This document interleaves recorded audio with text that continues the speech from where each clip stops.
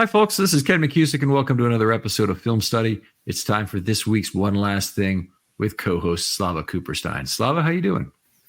No complaints, Ken. I know that you desperately wanted to do a podcast on whether or not Marlon Humphrey should have an Instagram account, but we just don't have enough time to cover that in depth the way that we would need to today. So. Yeah, or the way Marlon would cover it.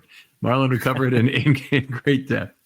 But we are going to talk about some underperformers and some overperformers on this season. As always, we start with the bad news. Slava, how about talk to me? And we're each going to have one on each side of the ball, we agreed.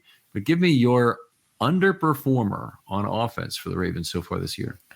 Yeah, I think the this one is very obvious, but it's obvious because it's just so stark relative to this person's performance over the last couple of years. And that would be Mark Andrews. Mark Andrews certainly had an injury last year, sort of came back valiantly at the tail end of the season. And I think we all had pretty high expectations. Maybe not that he would be 100%, but he certainly looked, a far cry from the productive go-to player that Lamar has always relied on.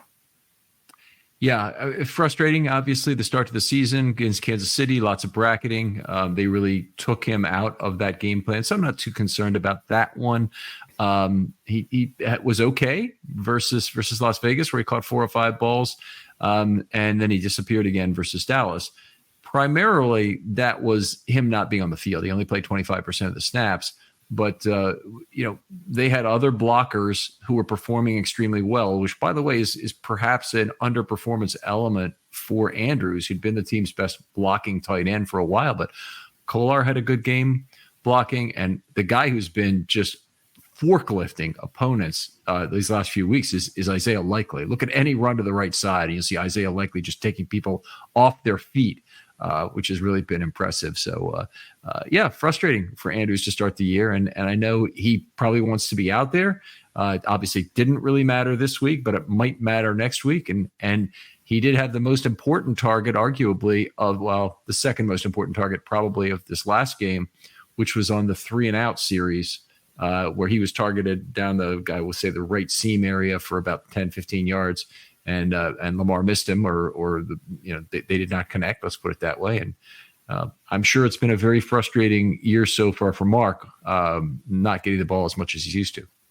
Yeah, and it makes you wonder. Ryan Mink tweeted out today that Mark Andrews ranks 7th in the league in separation percentage, and something that you and I have talked about consistently is that Lamar really likes to see that separation before he pulls the trigger, sometimes to his detriment. But if that's, given that, you would think that Mark Andrews would be getting some more of these targets. But whether it's opportunity or game script or whatever, he just hasn't been the same productive guy or go-to guy that he's been in the past. I wouldn't write him off quite yet. I know a lot of people are ready to trade anybody and everybody at the drop of a hat. I think Andrews will figure it out, figure out his spot on this team this season, and will be an important part down the stretch.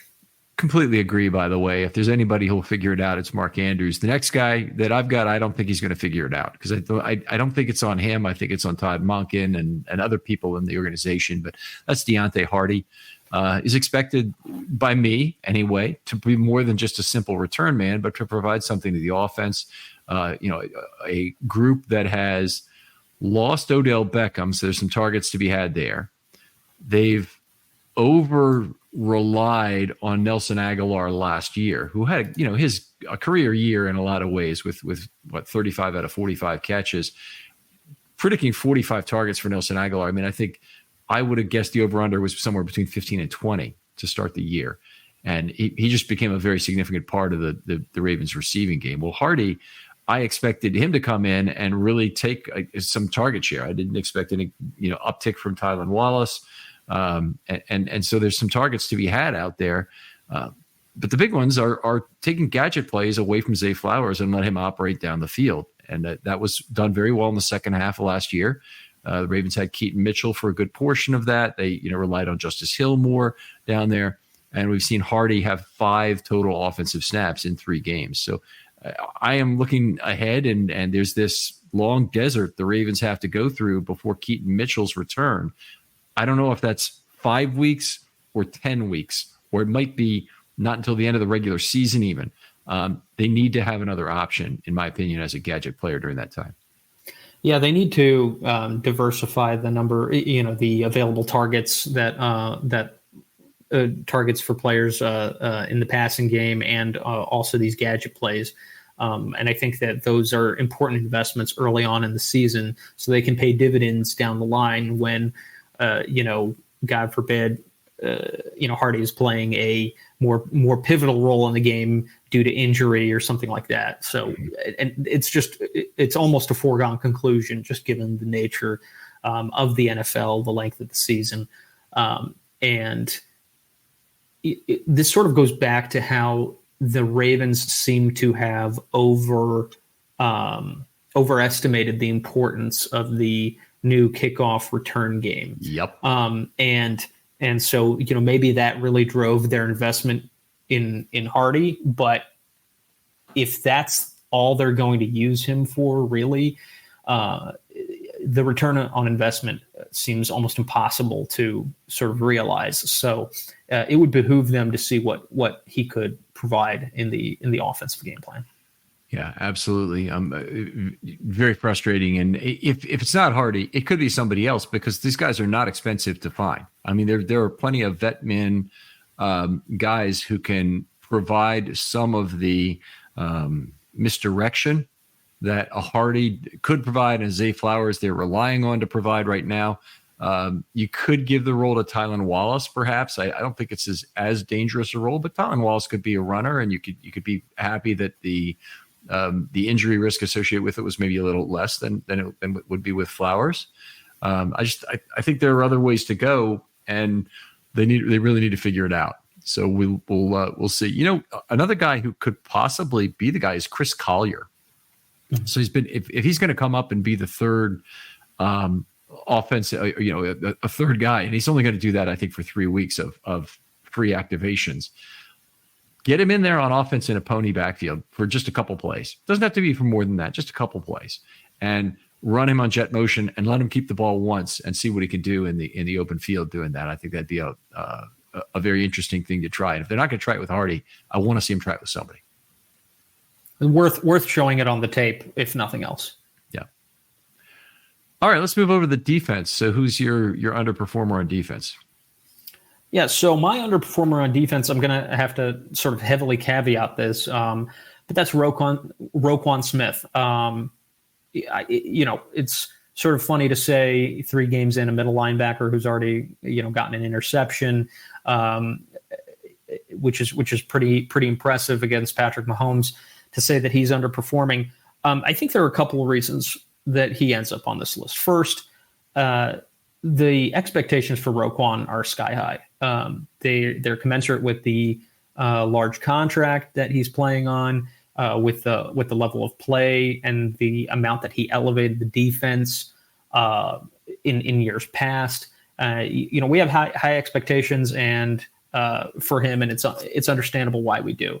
The other thing that I think might be sort of playing into this is sort of Zach Orr, and I think we'll have this sort of as a common theme here a little bit, but Zach Orr, I think, is still figuring out exactly what he wants to do, how he wants to play certain coverages, how he wants to employ the pass rush.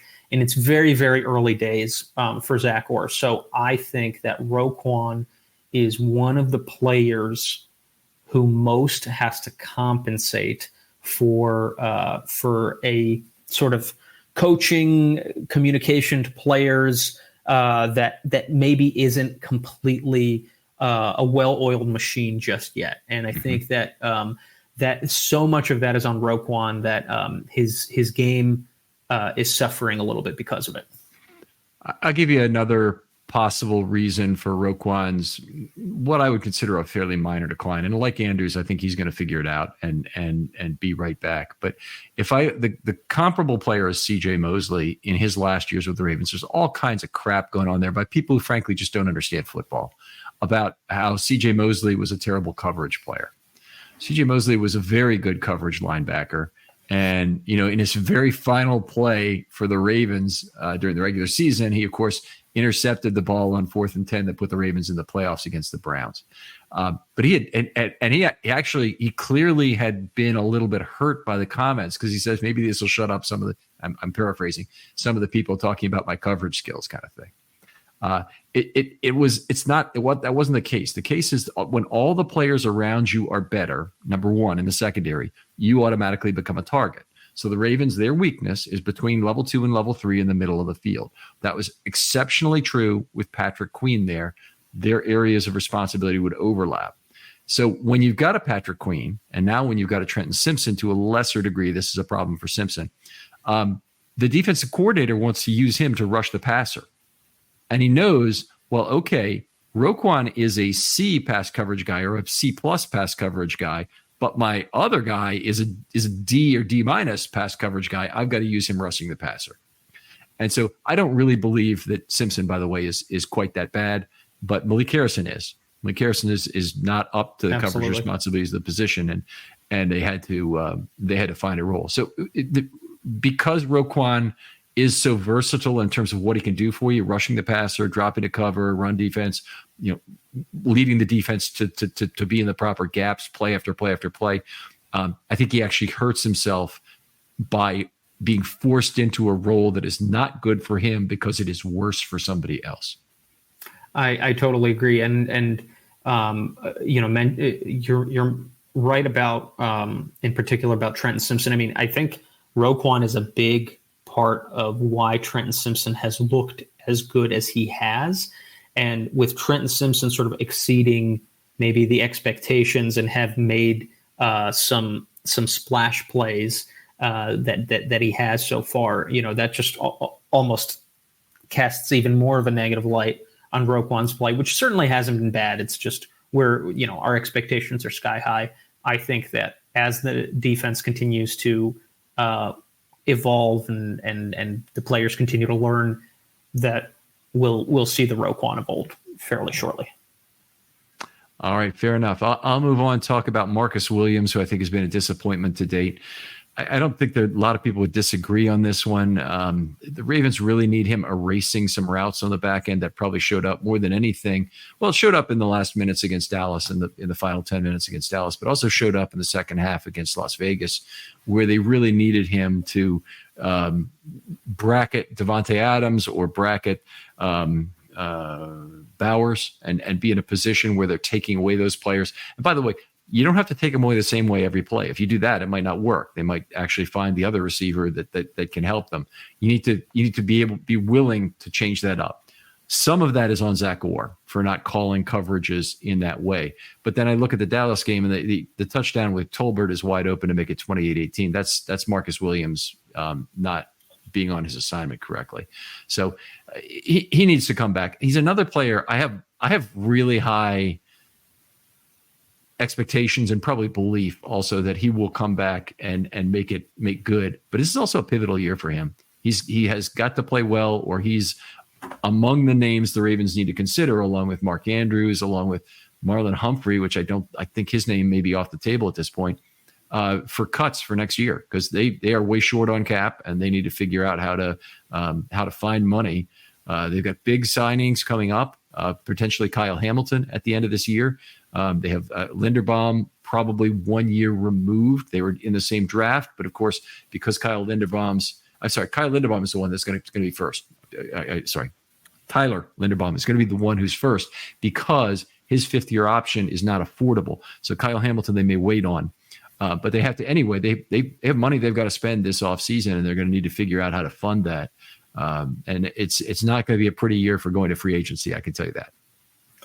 Yeah, Marcus Williams is a little bit perplexing. I do think that this, again, sort of echoes some of the comments that we made about Roquan with Zach Orr and just sort of players really that are in the spine of the defense Yeah. are taxed by these growing pains more than Oweh's job largely remains unchanged, right? For example, and some of the guys along the defensive line.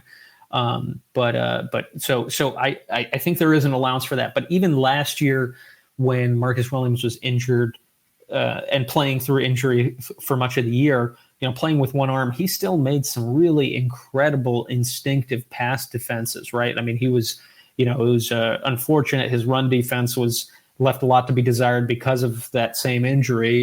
He kind of had to usher the players, the offensive players, off the field rather than tackling them. I think Zach Orr needs to figure out what he wants to do with Marcus Williams, but Marcus Williams also needs to execute at a higher level, sort of be instinctive. I think he's hesitating a lot because he's trying to avoid, I think, making the big error, and that, I think, on average is lowering the quality of his play. The nature of a free safety, I much prefer the Ed Reed type free safety where you take risks and they pay off, and you're a good gambler and they pay off more than they don't. But even if they're paying off just the amount that could be expected, it's oftentimes a good thing because defense needs variance. So needs variance. I cannot say that enough. I know I've said it a lot. I'm going to explain one more time what I mean. You need differentiation from average yardage values per play in order to get off the field on defense. And one way to do that is with turnovers. Another way to do it with it is timely incomplete passes. And that's what Marcus Williams needs to provide the Ravens. And they don't have another backup. They don't have another option at free safety that really makes any sense. Eddie Jackson, I believe, would be terrible there based on what I've seen so far. I don't think he's ready for a larger role. And I don't think that a player like people would say Darius Washington or whatever. I don't think there's really another option. So he's got to come through for the team. And it's not often that the team has a true backup ready to go at free safety. The Ravens did happen to have that with Geno Stone last year, and are very lucky. But most teams don't, and the Ravens need Marcus Williams to play well. Couldn't agree more. Okay. Let's go over the overperformers side. Start us off on the offensive side of the ball. So on the offensive side of the ball, sorry, just one moment. I forgot which one I gave. Okay, yes, all right. Because you stole mine as early on, so I need to make sure. No worries. It was sort of an obvious one. So on the offensive side of the ball, I picked the other obvious one, which is Justice Hill. Justice Hill on any other team would probably be the the number one feel good story. Just a guy who has worked his way from being sort of a disappointment relative to the camp hype that he had generated, to not getting on the field very much, to sort of being just a occasional change of pace, back to really being a legitimate every down type, every situation type, at least above average in every aspect of a running back's game. And you see a guy like his size doing battle with Chris Jones. Yep. I mean, just unreal pass blocking chops, and not just the strength of his blocks, but he really positions himself really well, understands leverage really well. He's explosive. He can do one-on-one true pass blocking, or chip and then go out and receive. He's I think running north-south better than he ever has this season, and really is an excellent compliment to Derrick Henry. He is a legitimate part of this offense, and has, I think, really earned his contract extension and just done a phenomenal job. Yeah, I was excited to hear they extended him, and now he'll go on and he'll play at least 8 seasons for the Ravens as it looks right now, and you're getting up into very rarefied air when you get that. He's a survivor, and they love him for special teams. They love him for that. He's been consistently the high. Attention sports fans, do you love winning? Of course you do. That's why you need to check out Prize Picks, America's #1 daily fantasy sports app with over 5 million members. And it's super easy. Just pick more or less on 2 to 6 players, stat projections, sit back and watch the winnings roll in.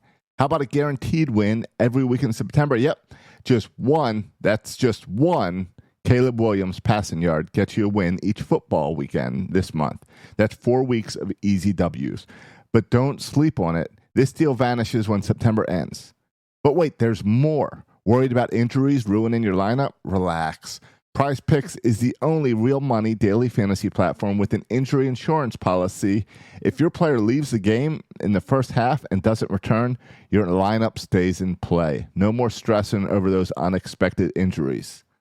This weekend, I'm taking Derrick Henry for more than 70 yards and Daniel Jones for less than 193 passing yards.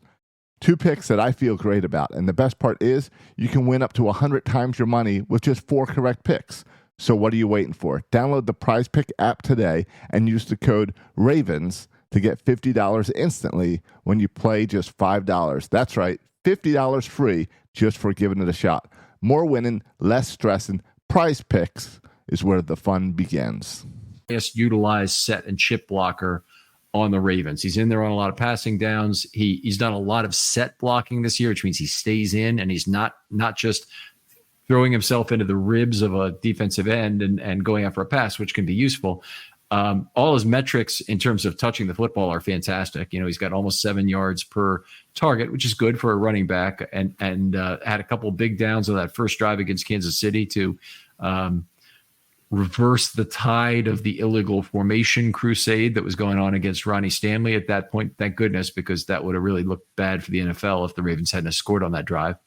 And then he has ran the ball very effectively. 5.8 yards per carry so far on the season. It seems to be breakaway after breakaway. He was right there with Derrick Henry, taking advantage of a bad Dallas run defense, a porous run defense this last Sunday. So very excited. He brings the Ravens a lot on offense. And now that the Ravens have rediscovered the screen pass post Ray Rice, hopefully he can continue, being that kind of outlet guy for Lamar, which would slow down, the gauntlet of pass rushers that the Ravens are going to face this year, which we do every year with T.J. Watt. And Myles Garrett. Myles Garrett, and it's already been a murderer's row, and we have to figure out a way to stymie that, and he'll be a big part of that. Yeah, I would love to get Patrick McCary on the show to talk to him about the incredible set of monsters he's had to face so far this year, and it's not going to get any easier if he's the guy who's in there. I guess that's enough about Hill. Let me move on to my guy. My overperformer is Ronnie Stanley, a fairly obvious one. What we've seen is tremendous mobility back for him. That's the biggest thing. Going into level 2, making blocks. He's still the smart guy who knows just how to disengage with his first block and make a second effectively to take 2 players out of a play. Oftentimes that'll be on the backside of some sort of a rollout, or run play, going the other way. So the play goes right. He takes out 2 guys on the left is a not uncommon thing to see from Ronnie Stanley. I think it's possible the Ravens are actually regret shortening his deal. This is just incredible. We're at this point, but the Ravens did it with Michael Pierce, and they regretted it and ended up re-signing him.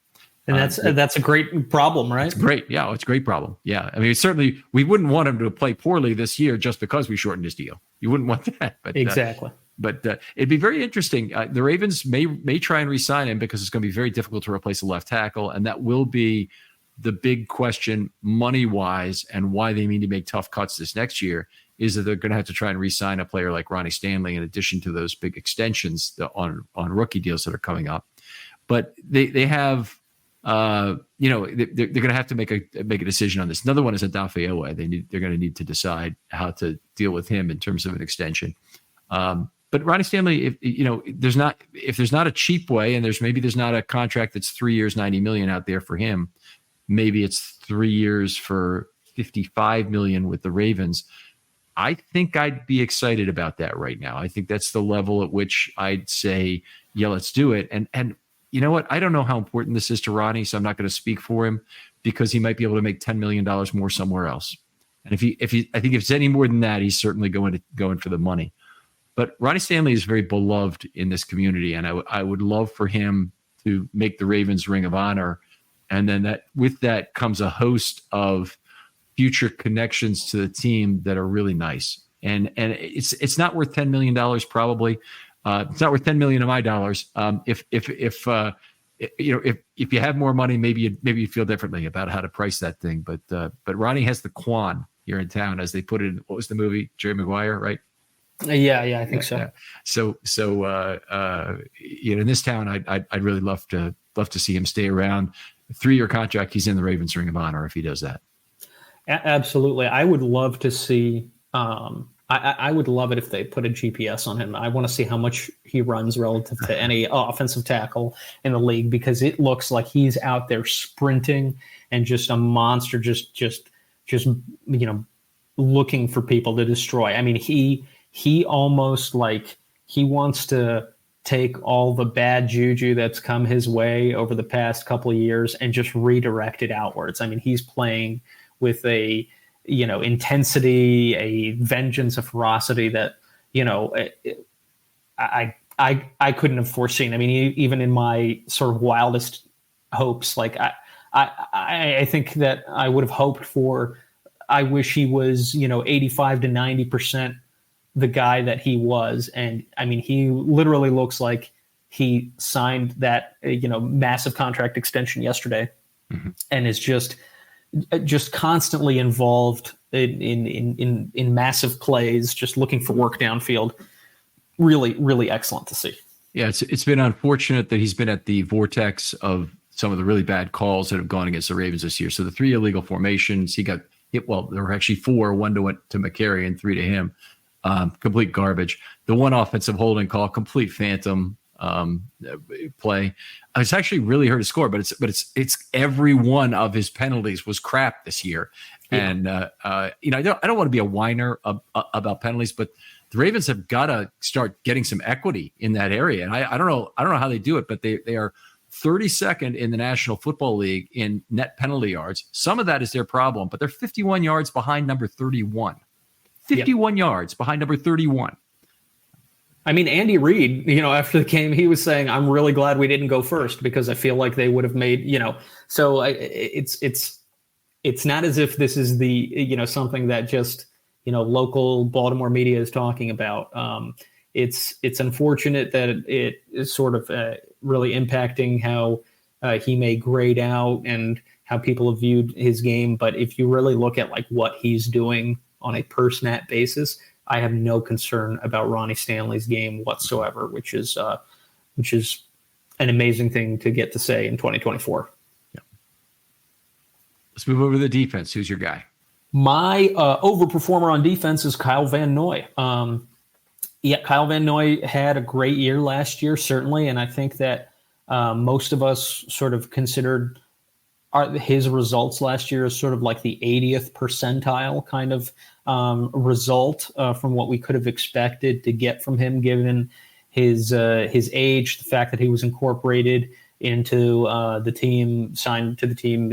I think sometime around week 4 is when he started, and I think it was very fair to wonder, what's he going to look like this year? Another year older, and each additional year is considerable when you've been in the league as long as Kyle Van Noy has, and also what he would look like in the currently configured sort of outside linebacker room, given that Jadeveon Clowney's no longer with the team. So you're just wondering, is he going to be able to have even a similar level of impact? And he's been incredible. I mean, he has just gotten after it every single snap. You think, oh, fractured orbital, he'll be out at least 2 weeks. He's back the next week with a freaking broken face, just out there, getting after it and making plays, and really just certainly exceeded my expectations. I thought that they were pinning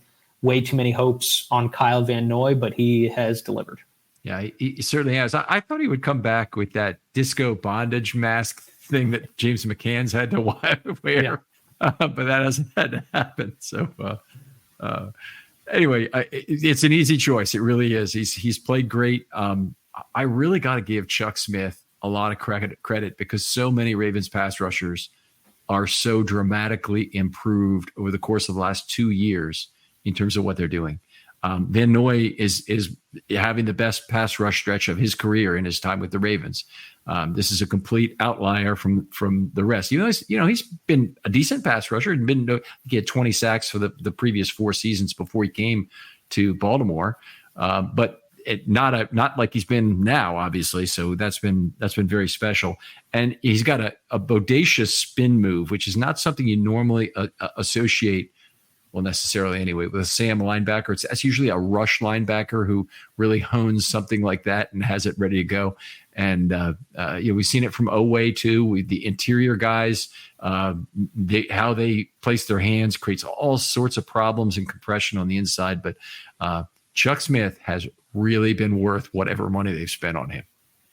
Yeah, I mean, I don't remember a time ever in Ravens history when we've had as many interior guys who are a problem. Yeah, I think, for the longest time, it was sort of could give you some pass rush chops, but he was really the only guy. The other guys would be the Brandon Williams type, just a real just run stuffing guy. And we've got not 2, but 3 of them. And it's creating a lot of problems for opposing offenses. But Kyle Van Noy is really getting it done for his part.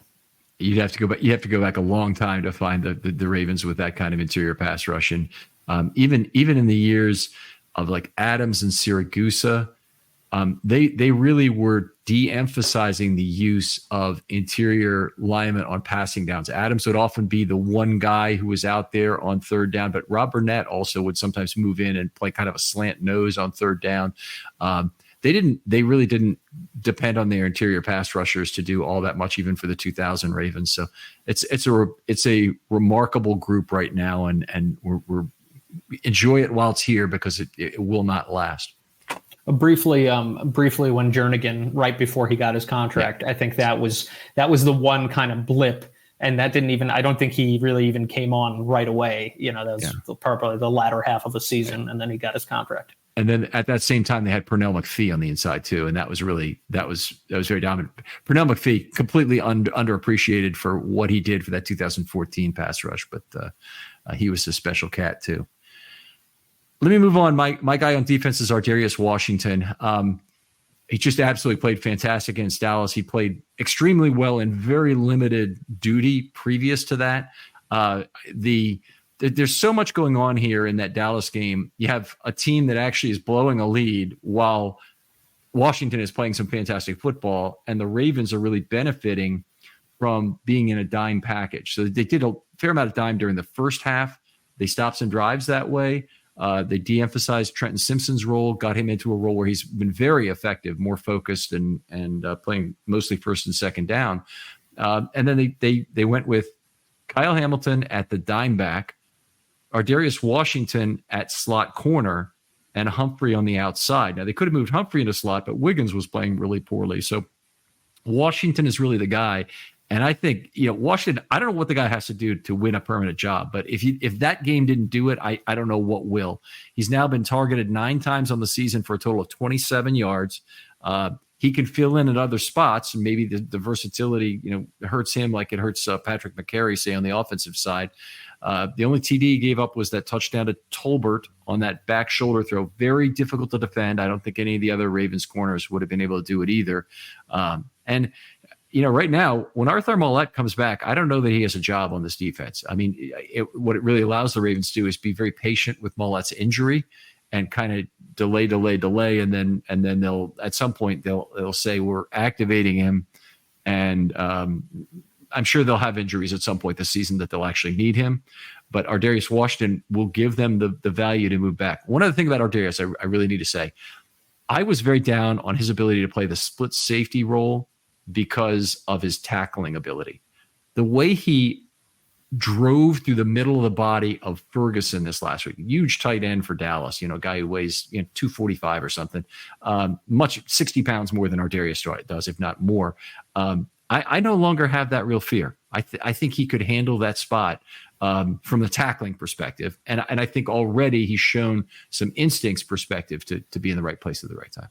So do you think that Ardarius is possibly threatening to take sort of a starting, split safety role with Marcus Williams on one side and him on the other? Do you think that's something that might be in the works? I think it could be. Eddie Jackson has not been super impressive so far, and I didn't really have high expectations for him coming into this season. I know PFF's got him for no targets.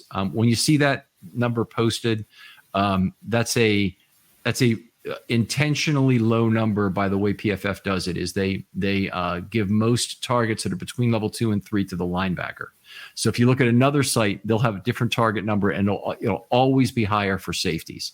So that's something to look for. And Eddie Jackson, I believe, looked the last 4 years, and PFF had him for, I think, 100 targets and basically almost exactly 1,000 yards. And PFR had him for like 144 targets and about it was a slightly more yards per target over that period. So it just gives you an idea. But you could have a 40% difference in targets for a safety if you're doing that.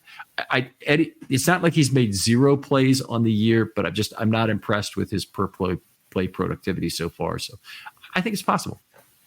Yeah. And you don't have to have necessarily all of the traits that you would, certainly not the traits that you would want in your single high safety, right? In the split field role. So,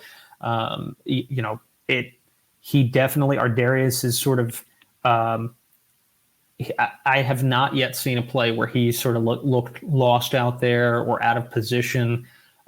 He's a guy that, maybe his size, some players can make a play on him. But again, if you're in that sort of split field role, you can sort of position yourself a lot better than you can if, for example, he's out on an island as an outside corner.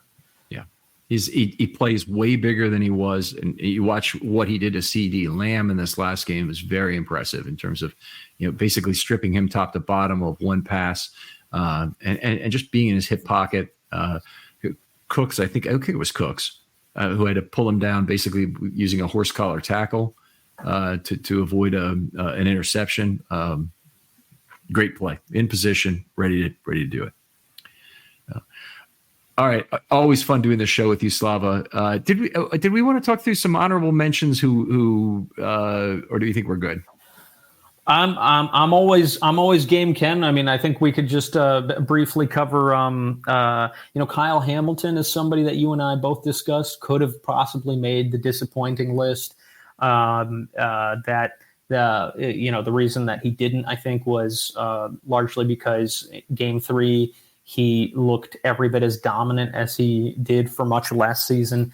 It just looks like he, whatever was bothering him or preventing him from being as effective as he, as we would have expected him to be, was no longer an issue in game 3. When you only have 3 games to pick from, that's a pretty large part of the sample size.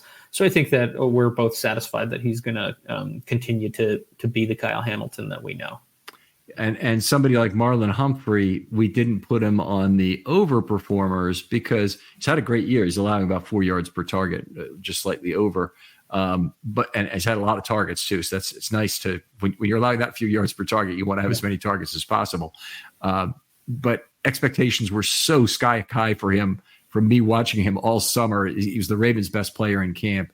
Looks like a guy who has years left. And when he's done it with corner, I think he'll move to safety and be very effective there. So I think he's played well. It's just he couldn't make the overperformer list when everybody's been playing so well in a relative sense, like Ronnie and KVN and some other people. Yeah, I think if the last sort of data point that you had for Marlon was how last year went, when he was pretty, marred by physical, injuries and setbacks, and just knowing how long he's been in the league, how many snaps he's logged, right? He's played a lot of football in the, 7 or so years that he's been in the league. So it would have been reasonable then to expect that this year maybe he wasn't going to quite be playing as well as he is now. But again, as you said, he went out and was the star that we knew we hoped he could be in camp, and has just continued that trajectory. All right. Slava, so much a pleasure doing this show with you whenever we get the chance. Tell folks where they can talk football with you online. I'm on Twitter at Slava Cooperstein. That's SLAVAKUPERSTEIN. All right. Other folks out there, I'd like to encourage you to use hashtag Film Study Mailbag. If you have questions for Slava or me, or topics you'd like to hear on One Last Thing. So we do a lot of underperformers, overperformers. It's kind of a macro look at how the team is performing a lot of times, maybe a particular scheme. But if you want to hear something else, let us know what that would be. You'd like to hear X or Y, send it to me in a DM, and I'd love to hear from you. I'm at Film Study Ravens, of course. For Ken McKusick, for Slava Cooperstein, this is Ken McKusick saying goodbye. We'll talk to you next week on One Last Thing.